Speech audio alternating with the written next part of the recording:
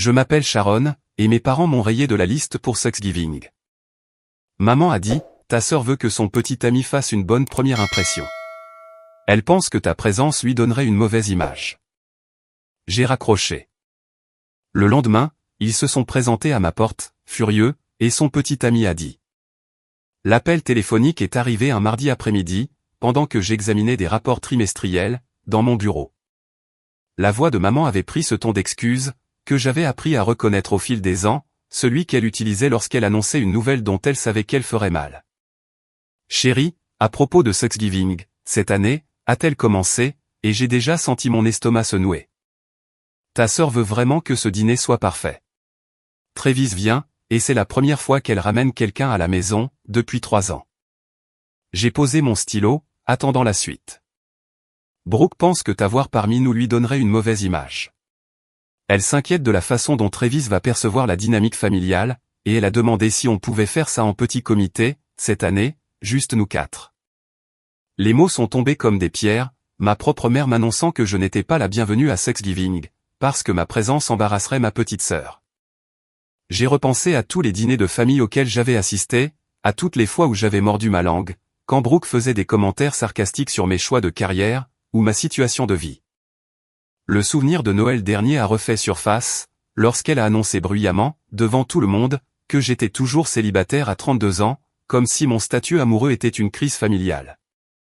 Vous me désinvitez, ai-je dit d'un ton plat. Ce n'est qu'une fête, ma chérie.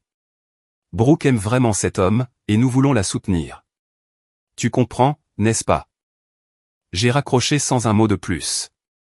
Mon appartement m'a semblé d'un calme étouffant, après cet appel. Je suis resté près de la fenêtre, à regarder la pluie de novembre ruisseler sur la vitre, essayant de digérer ce qui venait de se passer. Ma propre famille avait privilégié le confort de ma sœur, au détriment de mon intégration. La blessure s'est transformée en quelque chose de plus aigu, au fil de la soirée. Au matin, j'avais pris plusieurs décisions. J'ai ouvert mon ordinateur portable, et j'ai commencé à taper des emails.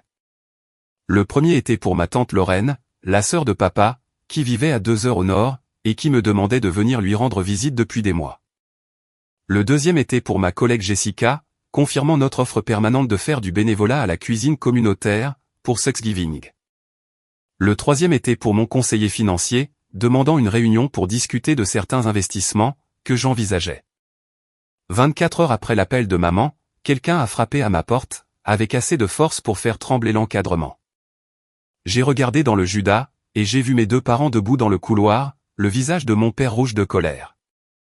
J'ai entrouvert la porte. Que se passe-t-il? Papa m'a bousculé pour entrer dans l'appartement, maman suivant derrière, avec des larmes coulant déjà sur son visage. Qu'est-ce que tu as fait, bon sang? A-t-il exigé. Il va falloir que tu sois plus précis. J'ai croisé les bras, m'adossant au comptoir de la cuisine. Ne joue pas à ça avec nous, a rétorqué papa. Travis a annulé pour Thanksgiving. Il a dit à Brooke qu'il ne viendrait chez nous, sous aucun prétexte. Elle est dévastée. Maman s'est effondrée sur mon canapé, s'épongeant les yeux avec un mouchoir. Il a dit des choses terribles sur notre famille, sur la façon dont nous te traitons. Brooke est en train de pleurer, et elle refuse de parler à qui que ce soit. J'ai senti une froide satisfaction s'installer dans ma poitrine, bien que j'ai gardé une expression neutre. Je ne comprends toujours pas ce que ça a à voir avec moi. Travis a dit que tu l'avais contacté. Papa a continué, la voix qui montait. Il a dit que tu lui avais raconté des choses sur notre famille, qui l'ont fait reconsidérer entièrement sa relation avec Brooke. Qu'est-ce que tu lui as dit? La vérité était plus simple que ce qu'ils imaginaient. Je n'avais pas contacté Travis directement. J'avais simplement mis à jour mes profils sur les réseaux sociaux, les rendant publics, pour la première fois depuis des années. J'avais publié des informations sur mon travail d'analyste financière senior, les programmes de bénévolat que je coordonnais, ma récente promotion. J'avais partagé des photos de mes randonnées, de mes cours de poterie, de la collecte de fonds que j'avais organisée pour l'hôpital pour enfants.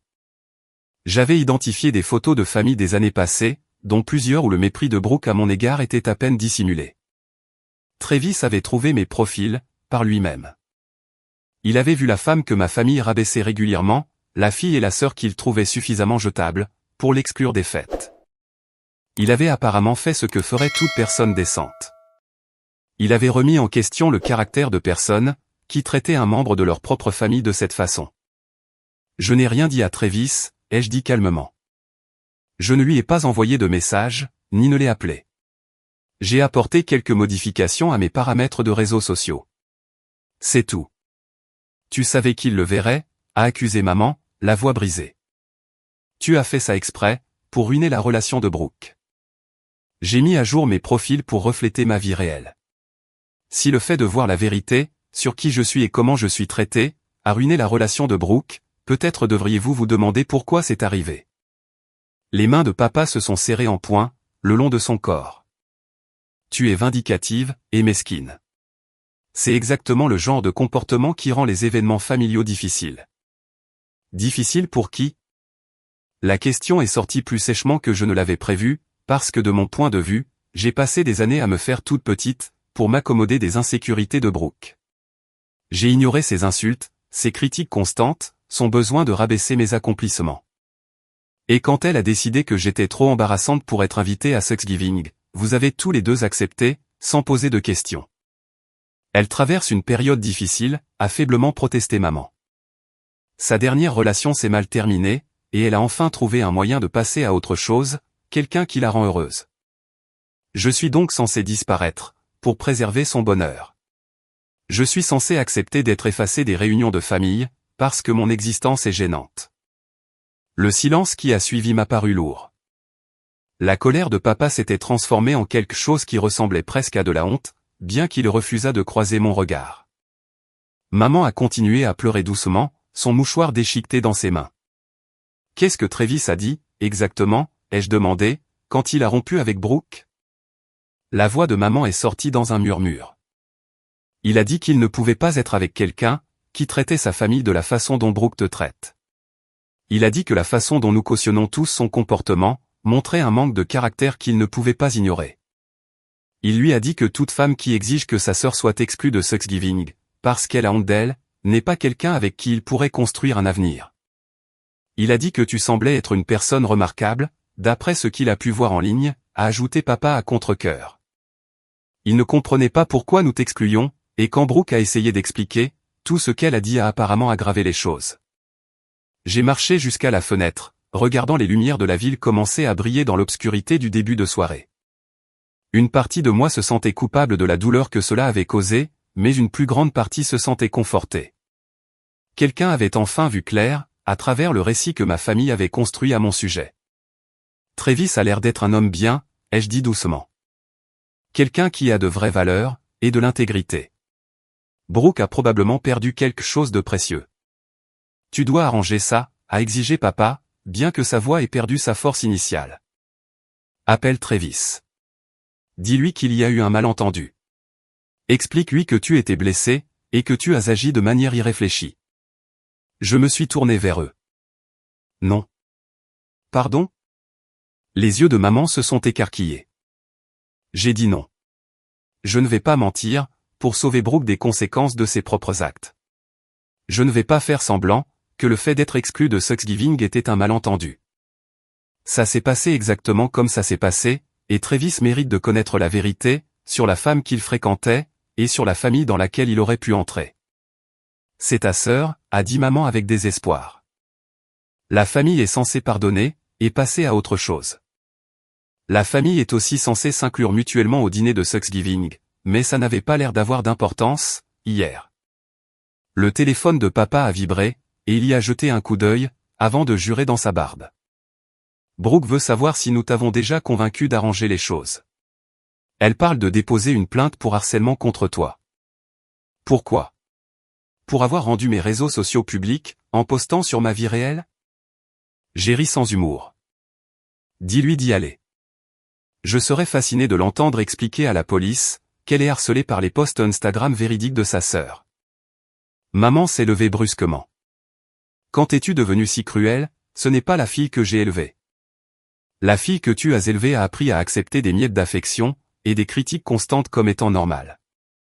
La fille que tu as élevée s'est faite toute petite et silencieuse, pour maintenir la paix. Cette fille a été désinvitée de Thanksgiving, juste parce qu'elle existe, et quelque chose en elle s'est enfin brisé. Ils sont partis peu de temps après. Papa marmonnant des menaces sur les conséquences familiales, et maman sanglotant sur sa famille brisée. J'ai verrouillé la porte derrière eux, et je suis retourné à la fenêtre, me sentant à la fois libéré et épuisé. Mon téléphone a vibré, avec un texto d'un numéro inconnu. C'est Travis. J'ai eu ton numéro par des amis communs. Je veux que tu saches que ce qui s'est passé n'est pas de ta faute. Ta sœur m'a montré exactement qui elle est, et je suis reconnaissant de l'avoir vue avant que les choses n'aillent plus loin. J'espère que tu passeras un bon Thanksgiving, ou que tu le passes. J'ai fixé le message pendant un long moment, avant de taper une réponse. Merci d'avoir vu la vérité. J'espère que tu trouveras quelqu'un, qui mérite ton intégrité. Les jours suivants ont apporté un déluge de messages de divers membres de la famille. Brooke a envoyé des paragraphes de vitriol, me traitant de tous les noms auxquels elle pouvait penser, m'accusant de jalousie et de sabotage. Les messages de papa étaient des exigences sèches, pour que je m'excuse et que j'arrange les choses. Les textos de maman alternaient entre tentatives de culpabilisation, et appels désespérés à l'unité familiale. J'ai bloqué Brooke, après le 5e message. Les autres, je les ai laissés en non lus. Thanksgiving est arrivé, froid et lumineux. J'ai conduit jusqu'à la maison de tante Lorraine, où elle avait préparé assez de nourriture pour une petite armée, bien que nous ne soyons que 3, elle, moi, et sa compagne de longue date, Margaret. Nous avons passé l'après-midi à cuisiner ensemble, et elle n'a pas posé une seule question sur le drame avec mes parents. Elle semblait déjà savoir, peut-être en ayant parlé à papa, et avait décidé que sa loyauté allait vers moi. Ton père m'a appelé, a-t-elle admis pendant le dessert. Il voulait que je te convainque de t'excuser auprès de Brooke. J'ai failli m'étouffer avec ma tarte à la citrouille. Tu lui as dit ça? J'ai observé la façon dont il te traite depuis des années, a dit Lorraine, de façon pragmatique. Je me suis mordu la langue, parce que ce n'était pas à moi d'interférer, mais quand il m'a appelé, pour me demander de faire pression sur toi, pour que tu assumes la responsabilité de l'échec de la relation de Brooke, c'est là que je tire un trait. Tu n'as rien fait de mal, et je le lui ai dit. Margaret a hoché la tête en signe d'accord. La famille, ce n'est pas seulement une question de sang. C'est une question de respect et de considération. Ce qu'ils t'ont fait était inacceptable. Le week-end après Thanksgiving, j'ai reçu un email d'une adresse que je ne connaissais pas. L'objet disait « Merci pour l'avertissement ». À l'intérieur, une femme nommée Rachel expliquait qu'elle était sortie 2 fois avec Travis, dans les semaines qui ont suivi sa rupture avec Brooke. Il avait été honnête sur les raisons de la fin de sa précédente relation, et Rachel avait raconté avoir cherché des informations sur ma famille par curiosité. Elle avait trouvé mes profils publics, et après avoir tout lu, m'avait contacté pour me remercier d'être honnête sur mes expériences. Vos publications sur les dynamiques familiales et l'estime de soi m'ont aidé à reconnaître certains schémas dans ma propre famille, a-t-elle écrit.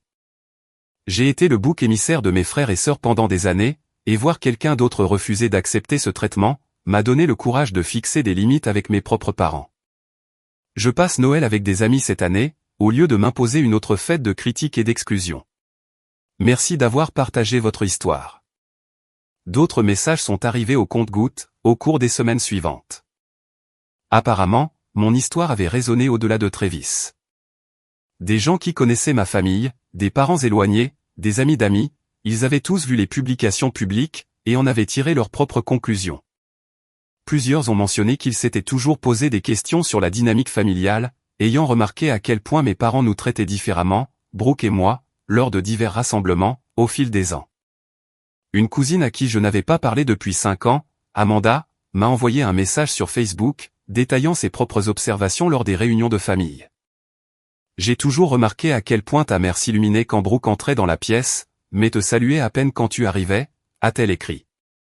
J'ai toujours remarqué à quel point ta mère s'illuminait quand Brooke entrait dans la pièce, mais te saluait à peine quand tu arrivais, a-t-elle écrit. J'ai posé la question à ta mère une fois, et elle a juste dit que certains frères et sœurs ont des relations plus étroites avec leurs parents, que d'autres. Mais ça m'a toujours semblé être plus que ça. La validation de sources extérieures m'a semblé à la fois réconfortante et déchirante.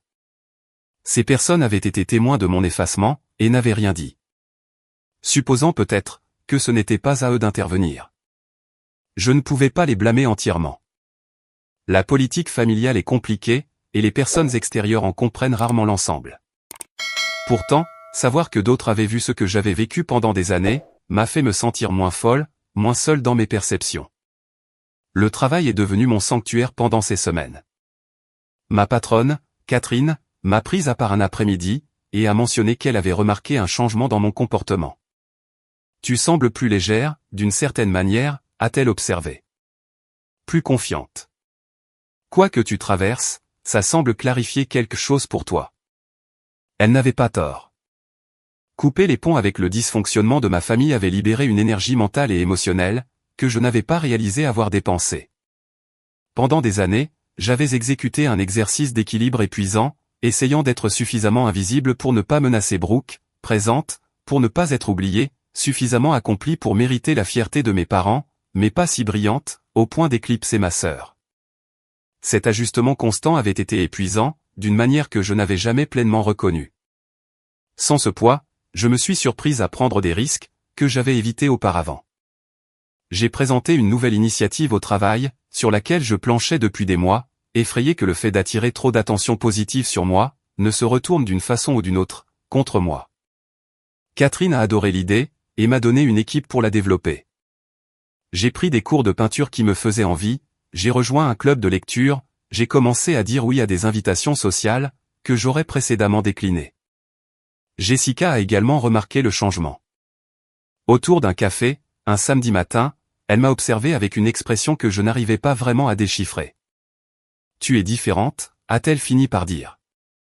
C'est comme si tu avais retenu ta respiration pendant des années, et que tu expirais enfin. Peut-être que c'est le cas, ai-je admis. J'ai passé tellement de temps à essayer d'être, quelle que soit la version de moi-même, acceptable pour ma famille, que j'ai oublié ce que je voulais réellement être. Et qu'est-ce que tu veux être? J'ai considéré la question sérieusement. Moi-même, juste complètement moi-même, sans m'excuser ni me justifier. La conversation a dérivé vers des sujets plus légers, mais la question de Jessica est restée dans mon esprit, pendant des jours. Qui étais-je, quand je ne jouais pas la comédie pour obtenir l'approbation de ma famille? La réponse a émergé lentement, à travers de petites découvertes, et de calmes révélations. J'aimais me réveiller tôt, et regarder le lever du soleil avec un café fort. Je préférais les documentaires aux comédies romantiques. J'étais plus heureuse en travaillant sur des problèmes complexes, qui nécessitaient des heures de concentration intense. J'appréciais la solitude, plus que je ne l'avais admis, trouvant une paix dans ma propre compagnie, que je n'avais jamais ressentie lors des réunions de famille. J'avais des opinions sur la politique, l'art et les questions de société, que j'avais gardées sous silence, de peur de provoquer des conflits. La personne qui émergeait d'années de suppression, était plus vive, plus affirmée, plus à l'aise pour prendre de la place, que la version de moi-même que j'avais présentée à ma famille.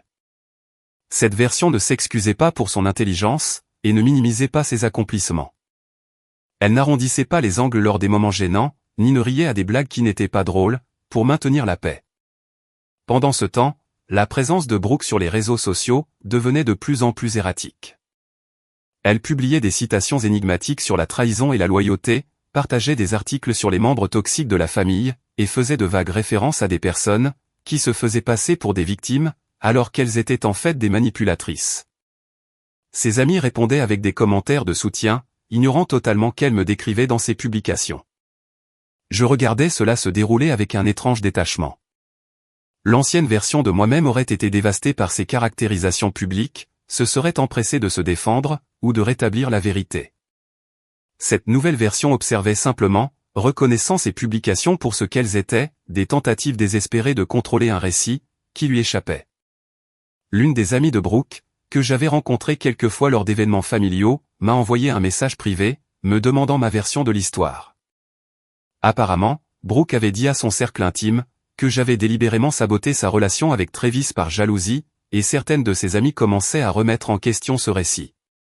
Je t'ai rencontré assez de fois pour savoir, que tu ne sembles pas être la personne vindicative, que Brooke décrit, disait le message. Et quand j'ai regardé tes profils publics, tout semblait vraiment normal et positif.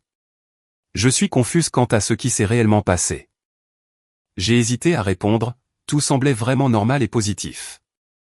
Je suis confuse quant à ce qui s'est réellement passé. J'ai hésité à répondre, décidant finalement que le silence me servait mieux que de m'engager dans le drame de Brooke. Si ses amies étaient assez curieuses, elles pourraient tirer leurs propres conclusions, à partir d'informations accessibles au public.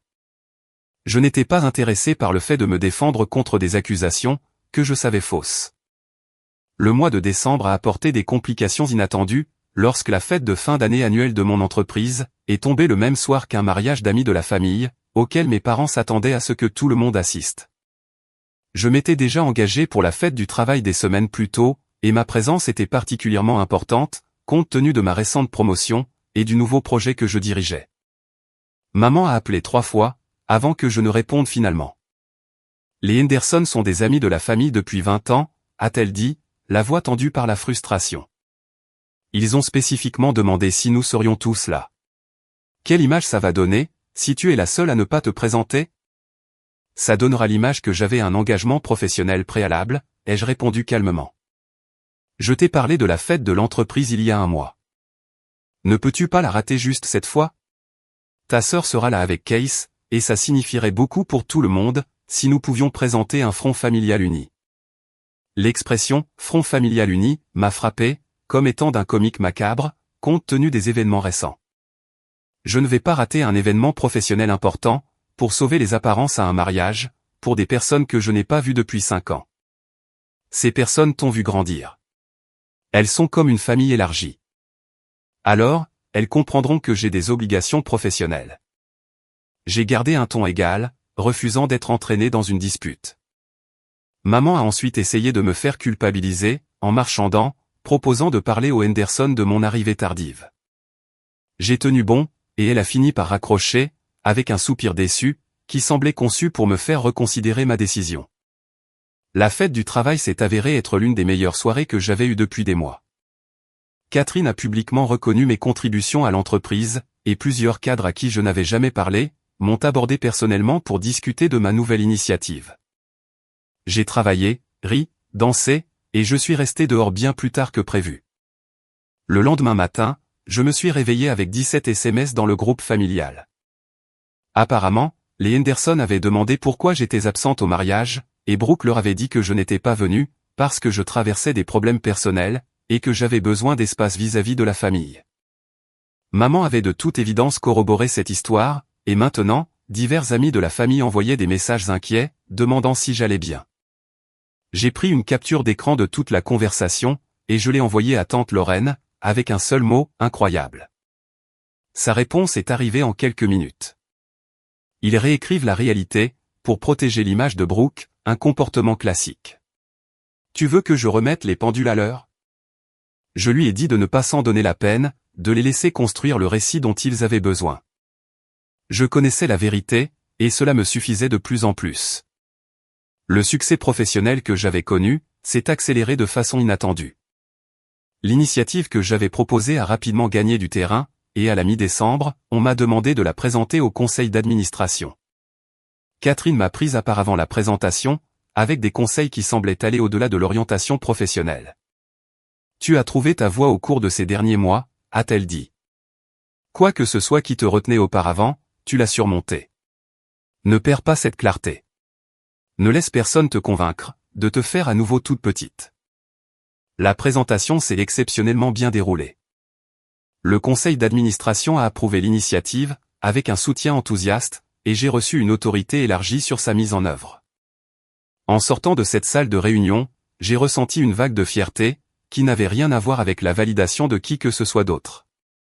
Je l'avais mérité par mon propre mérite, mon propre travail acharné, ma propre vision.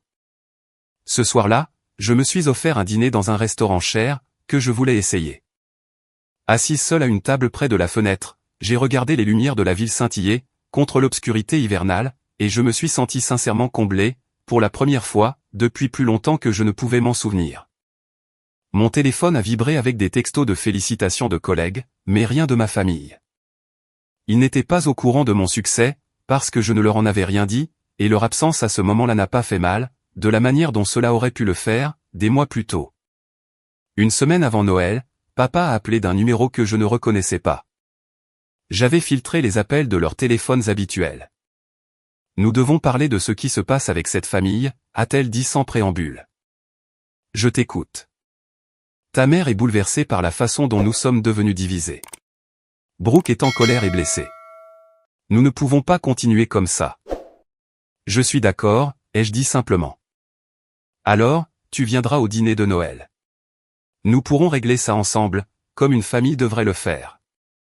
Je viendrai à une condition.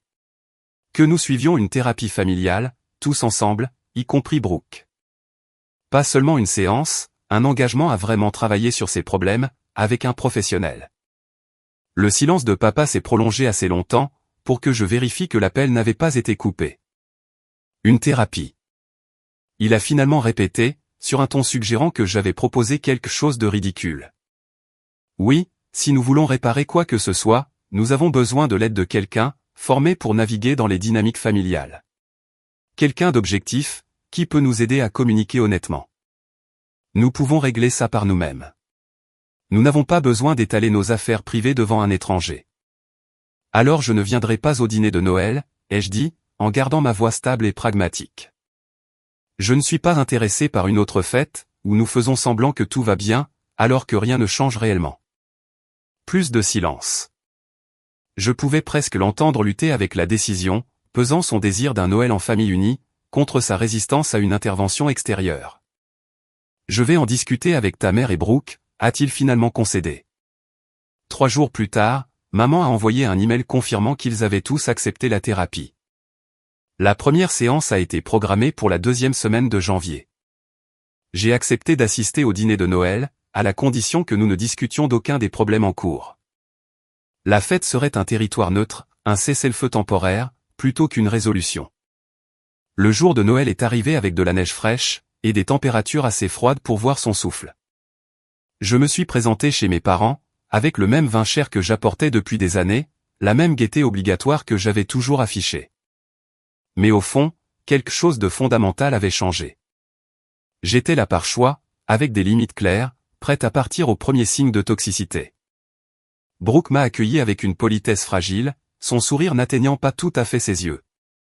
Case a semblé assez agréable, bien que manifestement mal à l'aise avec la tension évidente. Maman avait préparé assez de nourriture pour 2 fois notre nombre, son anxiété se manifestant par une préparation excessive. Papa a joué l'hôte jovial, mais je l'ai surpris en train de m'observer, avec une expression que je n'arrivais pas vraiment à interpréter, quelque chose entre la lassitude et un respect à contre-cœur. Nous avons traversé le dîner sans incident, nous en tenant à des sujets sur la météo, le sport, les potins du quartier. Brooke a montré à tout le monde des photos d'un récent voyage qu'elle et Case avaient fait dans la région viticole. Papa a raconté des histoires sur sa ligue de golf. Maman s'affairait autour des assiettes de tout le monde, s'assurant que personne ne manquait de se resservir. Assise là, au milieu de cette normalité forcée, j'ai réalisé combien d'énergie il fallait pour maintenir l'illusion d'une dynamique familiale fonctionnelle.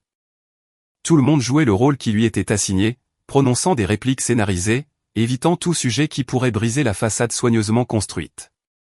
C'était épuisant à regarder, et je me suis surprise à compter les heures, jusqu'à ce que je puisse m'excuser poliment. Pendant le dessert, le masque de Brooke a légèrement glissé. Ça doit être agréable d'avoir autant de succès au travail, a-t-elle dit, son ton portant une pointe qui a figé tout le monde. Nous ne pouvons pas tous nous concentrer entièrement sur notre carrière, sans nous soucier des relations, ou des obligations familiales. Brooke, a dit maman sèchement, un avertissement dans la voix. Quoi, je dis juste, que c'est plus facile pour elle, parce qu'elle est seule. Pas de partenaire à prendre en compte, pas de dynamique relationnelle compliquée à gérer. Case a eu l'air profondément mal à l'aise, étudiant sa part de tarte, comme si elle contenait les réponses pour échapper à ce moment. La mâchoire de papa s'est contractée. Les yeux de maman m'imploraient de ne pas mordre à l'hameçon. J'ai posé ma fourchette avec précaution. Tu as raison, mes priorités sont différentes des tiennes. J'ai choisi d'investir dans ma carrière, et mon développement personnel, plutôt que de me compromettre, pour maintenir des relations qui me rabaissent. Les mots sont tombés comme des pierres dans une eau calme, des ondes d'implication se propageant dans la pièce. Le visage de Brooke a rougi, et je pouvais voir qu'elle luttait, pour formuler une réponse, qui ne briserait pas complètement la trêve des fêtes. Je pense que nous devrions ouvrir les cadeaux, est intervenue maman avec désespoir, déjà debout et se dirigeant vers le salon. Nous l'avons suivi, la tension assez épaisse pour s'y étouffer. L'échange de cadeaux s'est déroulé avec une politesse mécanique. J'avais acheté des cadeaux génériques pour tout le monde, assez beaux pour remplir l'obligation, assez impersonnels pour ne nécessiter aucun investissement émotionnel. Ils avaient clairement fait de même pour moi, bien que maman ait inclus une carte, avec un long mot manuscrit, sur le fait qu'elle m'aimait, et qu'elle espérait que nous pourrions dépasser les difficultés récentes. Je suis parti peu de temps après l'ouverture des cadeaux, invoquant des engagements professionnels tôt le lendemain matin. Maman m'a serré fort dans ses bras à la porte, chuchotant « Merci d'être venu ». Je sais que ça n'a pas été facile. Elle avait au moins raison sur ce point. En rentrant chez moi, à travers la calme soirée de Noël, je ne ressentais ni regret ni satisfaction quant à la façon dont les choses s'étaient déroulées. J'avais été présente, j'avais maintenu mes limites, et j'avais refusé de répondre aux provocations de Brooke. Cela me semblait être une victoire suffisante. Mes parents ont tenté une dernière intervention, début décembre.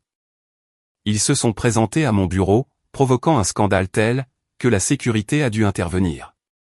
Papa a exigé que je retire mes publications sur les réseaux sociaux, affirmant qu'elles nuisaient à la réputation de la famille. Maman m'a supplié de prendre en considération la santé mentale de Brooke, disant que ma sœur était devenue dépressive et anxieuse, depuis le départ de Travis. Elle a besoin de thérapie. Je leur ai dit calmement, consciente que mes collègues regardaient depuis les bureaux voisins. Elle a besoin de comprendre pourquoi elle traite les gens, de la façon dont elle le fait.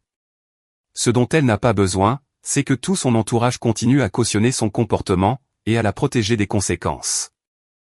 Tu es en train de détruire cette famille, a dit papa froidement. Non, je refuse d'être détruite par elle. Il y a une différence. La sécurité les a escortés vers la sortie, lorsque papa a refusé de partir de son plein gré. Ma patronne, qui avait assisté à tout l'échange, m'a convoqué dans son bureau par la suite. Je m'attendais à une réprimande, mais au lieu de cela, elle m'a demandé si j'allais bien, et m'a offert les informations sur le programme d'aide aux employés de l'entreprise. Les dynamiques familiales peuvent être compliquées, a-t-elle dit gentiment, mais d'après ce que j'ai observé au fil des années que je te connais, tu t'es toujours comporté avec professionnalisme et intégrité. Quoi qu'il se passe avec ta famille, je veux que tu saches, que ta famille professionnelle te soutient. Noël a approché avec un silence radio de mes parents. Les publications de Brooke sur les réseaux sociaux, la dépeignaient comme une victime de circonstances cruelles, bien qu'elle ne m'ait jamais mentionné par mon nom. Ses amis ont laissé des commentaires de sympathie, ignorant toute l'histoire. J'ai envisagé de répondre, mais j'ai décidé de ne pas le faire. La vérité était déjà là, pour quiconque se donnait la peine de chercher. J'ai passé le réveillon de Noël avec Jessica et sa famille, puis j'ai fait du bénévolat à la cuisine communautaire, le jour de Noël. Le travail était épuisant mais gratifiant, et je suis rentré chez moi, en me sentant plus connecté à l'humanité, que je ne l'avais été depuis des années. En janvier, tante Lorraine m'a appelé avec des nouvelles. Ta mère m'a contacté. Elle veut savoir si tu serais d'accord pour faire une thérapie familiale. Ton père y est réticent, mais elle insiste. Qu'est-ce que tu penses que je devrais faire? Ce n'est pas à moi de décider, ma chérie, mais je dirais ceci, la thérapie ne fonctionne que si toutes les personnes impliquées sont prêtes à être honnêtes, et à apporter des changements. S'ils y vont en s'attendant à ce que le thérapeute te dise de pardonner et d'oublier, ce sera une perte de temps. J'y ai réfléchi pendant plusieurs jours, avant de répondre à l'email de maman. J'ai accepté la thérapie à une condition, Brooke devait être impliquée, et tout le monde devait s'engager pour au moins 6 séances, quel que soit le degré d'inconfort des conversations. À ma grande surprise, ils ont tous accepté. La première séance a été brutale.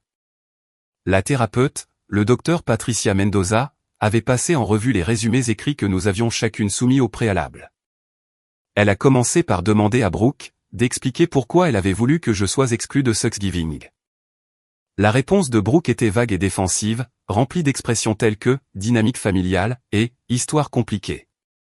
Le docteur Mendoza a insisté pour obtenir des détails, et Brooke a fini par admettre qu'elle était gênée par ce que Travis pourrait penser de moi. « Pourquoi la présence de votre sœur vous embarrasserait-elle » a demandé le docteur Mendoza. Le visage de Brooke a rougi. Elle a toujours été difficile. Elle ne s'intègre pas dans la famille. Pouvez-vous me donner un exemple, où elle a été difficile? Le silence s'est prolongé douloureusement. Brooke a regardé nos parents pour obtenir du soutien, mais l'attention du docteur Mendoza est restée fixée sur elle. Finalement, Brooke a marmonné quelque chose sur le fait que j'étais trop sérieuse, et pas amusante dans les fêtes. Donc la personnalité de votre sœur diffère de la vôtre, et vous trouvez cela embarrassant. Le ton du docteur Mendoza était neutre, mais les implications étaient claires. Nous n'avons rien résolu lors de cette première séance. Maman a pleuré. Papa est resté sur la défensive, et Brooke a refusé de reconnaître le moindre tort. Je suis partie en me sentant vidée, mais curieusement pleine d'espoir. Au moins, la vérité était dite à voix haute, dans un espace où elle ne pouvait pas être rejetée, ni réécrite. Dès la 3e séance, des fissures ont commencé à apparaître dans le récit familial. Le docteur Mendoza nous avait demandé à chacun d'apporter des exemples de souvenirs familiaux positifs. Papa a raconté comment il avait appris à Brooke à faire du vélo. Maman s'est souvenue de la remise des diplômes du lycée de Brooke. Quand le docteur Mendoza a posé des questions sur des souvenirs m'impliquant, il y a eu un autre long silence. Nous avons de bons souvenirs avec elle aussi, a dit maman faiblement. Pouvez-vous en partager un? Maman a décrit des vacances, quand j'avais 7 ans, avant la naissance de Brooke. Papa a mentionné ma remise de diplôme universitaire, mais quand le docteur Mendoza lui a demandé d'élaborer, il a seulement pu se rappeler que cela s'était produit. Il ne pouvait pas se souvenir de détails sur la cérémonie, ou la célébration qui a suivi. Remarquez-vous un schéma? A demandé le docteur Mendoza avec douceur. C'est à ce moment-là que maman s'est mise à pleurer sérieusement, le genre de pleurs qui surviennent lorsqu'un barrage finit par céder. Nous l'avons laissé tomber, a-t-elle chuchoté. Nous l'avons laissé tomber pendant des années, et nous ne l'avons même pas vu. Papa avait l'air anéanti, son attitude défensive s'effondrant. Brooke est restée assise raidement sur sa chaise, les bras croisés, refusant de s'engager avec la révélation qui se déroulait autour d'elle. Les progrès ont été lents après ça. Papa a admis qu'il s'était toujours senti plus connecté à Brooke, parce qu'elle partageait sa personnalité extravertie. Maman a confessé qu'elle nous avait inconsciemment comparés, et qu'elle me trouvait difficile à comprendre. Brooke est restée résistante, insistant sur le fait que tout le monde réagissait de manière excessive, et qu'elle n'avait rien fait de mal. C'est lors de la 5e séance que les choses ont radicalement changé. Le docteur Mendoza a demandé de but en blanc à Brooke, si elle m'aimait. La question a semblé la prendre complètement au dépourvu. Elle a ouvert la bouche, l'a refermée, puis a détourné le regard. Je ne sais pas, a-t-elle fini par dire, si doucement que j'ai failli ne pas l'entendre. Vous ne savez pas si vous aimez votre sœur. La voix du docteur Mendoza ne contenait aucun jugement, seulement de la curiosité. Elle a toujours été là, mais nous n'avons jamais été proches. Elle est comme un bruit de fond, je suppose. Quelqu'un qui existe dans la famille, mais qui n'en fait pas vraiment partie. L'honnêteté de Brooke était plus douloureuse que n'importe quelle insulte qu'elle m'ait jamais lancée. Et vous, le docteur Mendoza s'est tourné vers moi. Qu'est-ce que ça vous fait d'entendre ça? Triste, ai-je répondu après réflexion, mais pas surprise. Je sais depuis longtemps que j'étais une étrangère dans ma propre famille. L'entendre dire à voix haute ne fait que confirmer ce que j'avais déjà compris. Maman a tendu la main vers la mienne, mais je me suis doucement dégagé. Nous pouvons arranger ça, a-t-elle dit avec désespoir. Nous pouvons être meilleurs. Peut-être, ai-je répondu, mais il faudra plus que l'envie de l'arranger. Cela nécessitera un changement réel, des efforts constants, et la reconnaissance que des années de dommages ne peuvent pas être effacées en quelques séances de thérapie. Nous avons poursuivi la thérapie au cours du printemps. Les progrès étaient inconstants et souvent frustrants. Brooke a commencé à assister à ses propres séances individuelles, et a lentement commencé à reconnaître son rôle dans notre relation endommagée. Papa a fait des tentatives maladroites, mais sincères, pour se rapprocher de moi, en me posant des questions sur mon travail et mes centres d'intérêt. Maman m'envoyait des textos réguliers, bien qu'ils semblaient souvent forcés et excessivement enjoués. À l'été, nous avions atteint une entente fragile. Nous n'étions pas une famille guérie, mais nous étions une famille qui apprenait à être honnête sur ses fractures. Brooke s'est excusée, bien que les mots soient sortis de manière hésitante, et avec une difficulté évidente. J'ai accepté les excuses, mais j'ai précisé que reconstruire la confiance prendrait du temps. Le nom de Travis est revenu occasionnellement, généralement par l'intermédiaire de connaissances communes. Il avait commencé à sortir sérieusement avec Rachel, et au dire de tous, ils étaient heureux ensemble. Brooke prétendait que ça lui était égal, bien que je soupçonne la vérité d'être plus compliquée. Elle avait commencé à fréquenter quelqu'un d'autre, un homme nommé Case, qui semblait gentil, mais sans rien de remarquable. Lorsque Thanksgiving est revenu, l'invitation est arrivée via un texto de groupe, plutôt que par un appel individuel. Maman avait écrit, nous serions ravis que tout le monde soit réuni cette année. Pas de pression, pas d'attente, juste la famille, si vous voulez être là. J'y ai réfléchi pendant une semaine avant de répondre. La vérité était, que je ne savais pas si je voulais passer Thanksgiving, avec des personnes qui m'avaient blessé si profondément. Tante Lorraine m'avait déjà lancé sa propre invitation, m'offrant une porte de sortie si j'en avais besoin. En fin de compte, j'ai fait un compromis. J'ai accepté de venir pour le dessert, me donnant la liberté de partir, si les choses devenaient inconfortables. Lorsque je suis arrivé chez mes parents ce soir-là, l'atmosphère était prudemment accueillante. Brooke m'a accueilli avec une étreinte rigide, et nous avons échangé des banalités sur le travail et le temps. Papa a posé des questions réfléchies sur ma récente promotion. Maman avait préparé ma tarte préférée sans qu'on le lui demande. Ce n'était pas parfait. Les blessures étaient encore fraîches, la confiance encore en reconstruction. Mais assise à cette table à manger familière, entourée par ces personnes complexes qui formaient ma famille, j'ai senti quelque chose changer en moi. J'avais passé tellement de temps à être invisible, que j'avais oublié ce que ça faisait, d'être vu. La soirée s'est terminée tôt, et je suis rentré chez moi, prudemment optimiste quant à l'avenir. Mon téléphone a vibré avec un texto de Brooke. Merci d'être venu. Je sais que je ne mérite pas ton pardon, mais je suis reconnaissante que tu me donnes la chance de le mériter. J'ai enregistré le message, sans répondre immédiatement. Le pardon n'était pas quelque chose que j'étais prête à offrir complètement, mais j'étais ouverte à l'éventualité de l'accorder, un jour. Pour l'instant, cela semblait suffisant. L'histoire aurait pu se terminer là, avec une réconciliation provisoire, et un espoir toxique, mais la vie offre rarement des fins soignées, et le chemin de ma famille vers la guérison était loin d'être terminé. Ce qui comptait, c'est que j'avais cessé d'accepter l'invisibilité, comme mon état par défaut. J'exigeais d'être vue, d'être valorisée, d'être incluse, et j'avais été prête à m'en aller complètement, plutôt que d'accepter moins. Travis avait été le catalyseur, mais le changement était venu de l'intérieur. J'avais enfin reconnu que je méritais mieux, que les miettes d'affection que ma famille m'avait offertes pendant des années. Qu'ils puissent apprendre à en offrir davantage, restait à voir. Mais d'une manière ou d'une autre, je savais que je survivrais, parce que j'avais appris la leçon la plus importante de toutes.